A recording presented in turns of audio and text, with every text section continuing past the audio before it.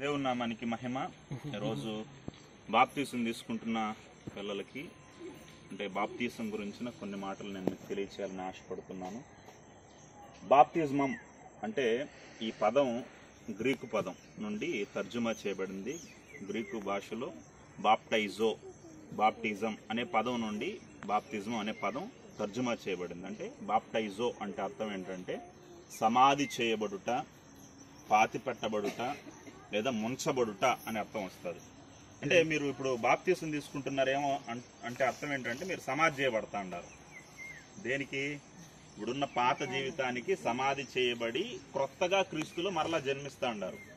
మీరు ఇప్పుడు బాప్తీసం తీసుకుంటున్న బయటకు వస్తున్నారంటే క్రీస్తులా వస్తా అన్నారు. ముందున్న పాత స్వభావాలను కానీ పాత గుణాలు కానీ అన్ని నీళ్ళల్లో సమాధి అయిపోవాలి. ఇప్పుడు మీరు ఇంకా బ్రతికేది ఎలా బ్రతకాలంటే క్రైస్తవుడుగా బ్రతకాలి.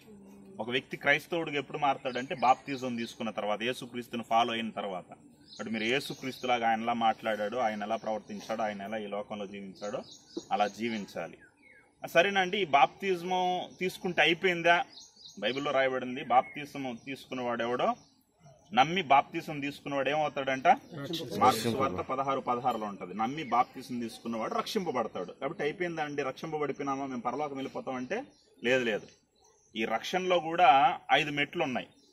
మీరు 4 మెట్లు దాటి వచ్చారు. ఏంటంటే, ఒకటి బైబిల్లో రోమిలకు రాసిన పత్రిక 10వ అధ్యాయంలో ఉంటుంది. యేసు ప్రభు అని నోటితో ఒప్పుకొని హృదయమందు విశ్వసించి వాడేమవుతాడు? రక్షింపబడతాడు. అంటే మొట్టమొదటిగా మీరు నోటితో ఒప్పుకున్నారు, పాటలు పాడేటప్పుడు కావచ్చు, యేసు ప్రభు అని నోటితో ఒప్పుకున్నారు, హృదయమందు విశ్వసించారు, అందుకే బాప్తిజం తీసుకోవడానికి వచ్చారు. మూడోది మీరేం చేస్తారంటే ప్రార్థన చేయాలి. ఏం చేయాలి?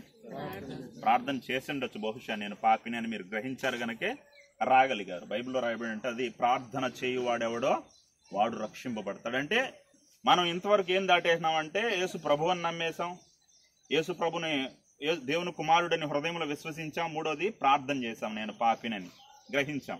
ఇప్పుడు 4వ స్టెప్గా ఏం దాటుతున్నామంటే బాప్తిజం తీసుకోవడం ద్వారా రక్షణ వస్తుందని చెప్పాడు. ఇప్పుడు చివరిగా ఒక మెట్టు దాటాలి. ఇది ఇప్పుడు బాప్తిజం తీసుకున్న తర్వాత అయిపోదు, కానీ చివరికి ఒక మెట్టు దాటితే మీరు ఆ పరిపూర్ణ రక్షణ 3 కాలాలకు సంబంధించింది. భూత వర్తమాన భవిష్యత్ కాలాలకు సంబంధించిందే రక్షణ. ఇప్పుడు భవిష్యత్తులో ఏం చేయాలంటే, మీరు బాప్తిజం తీసుకున్న తర్వాత అయిపోయింది పని అయిపోయింది, ఇంటికి వెళ్ళిపోదాం అనుకుంటే కుదరదు. ఇంకా మీదట మీ పని స్టార్ట్ అవుతుంది. ఎంతవరకు ఉంటుంది ఆ పని అంటే? ఎంతవరకు ఉంటుందంటే బైబిల్లో మత్తయి సువార్త 24వ అధ్యాయంలో 13వ వచనం ఉంటుంది. అంతం వరకు సహించువాడెవడో వాడే రక్షింపబడతాడు. కాబట్టి మీరు ఏం చేయాలంటే నెక్స్ట్ చివరి స్టెప్ దాటాల్సి ఉంటుంది. ఏం స్టెప్ అంటే అంతం వరకు సహించాలి. అంటే మీకు ఎన్ని కష్టాలు వచ్చినా, ఎన్ని ఇబ్బందులు వచ్చినా, ఎన్ని శ్రమలు వచ్చినా, చాలా మంది బాప్తిజం తీసుకుంటారు, లోకంలో కలిసిపోతారు, వాళ్ళకి రక్షణ సంపూర్ణం కాల, వాళ్ళు పరలోకం వెళ్ళరు. పరలోకం వెళ్ళాలంటే చివరిగా నీ ప్రాణం పోయేంతవరకు ఏం చేయాలి? నాయన దేవుని కొరకు బ్రతకాలి. అటు రీతిగా బ్రతికితే మీకేమొస్తుంది? దేవుండి బాప్తిజం తీసుకోవడం వల్ల మాకేంటండి ఉపయోగం అంటే, చాలా మంది బాప్తిజం తీసుకుంటే ఏదో ఉద్యోగం వస్తుందనో, అప్పులు తీర్తాయనో, రోగాలు పోతాయనో ఇలా తీసుకుంటా ఉంటారు. అలాగా అది బాప్తిజం తీసుకోవాల్సింది.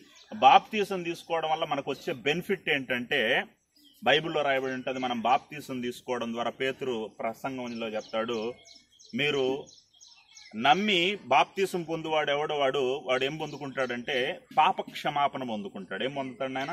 పాప క్షమాపణ నిమిత్తము మీరు బాప్తిజం తీసుకుంటే పరిశుద్ధాత్మ అనే వరము మీరు పొందుతాడు అంటాడు. కాబట్టి మీరు బాప్తిజం తీసుకునేటప్పుడు ఏం జరుగుతుంది తెలుసా? మీ పాపాలు చిన్నప్పటి నుండి ఇప్పటి వరకు మీరు తెలుసో తెలియక ఎన్ని పాపాలు అయితే చేశారో అవన్నీ కూడా దేవుడు ఏం చేస్తాడో క్షమిస్తాడు. బాప్తిజం తీసుకున్న వాళ్ళు ఎవరో తెలుసా? ఎన్నిసార్లు మందిరానికి వచ్చినా, ఎంత దేవుని వాక్యాన్నా, ఏం చేసినా వాళ్ళు పాపులే, మురికే.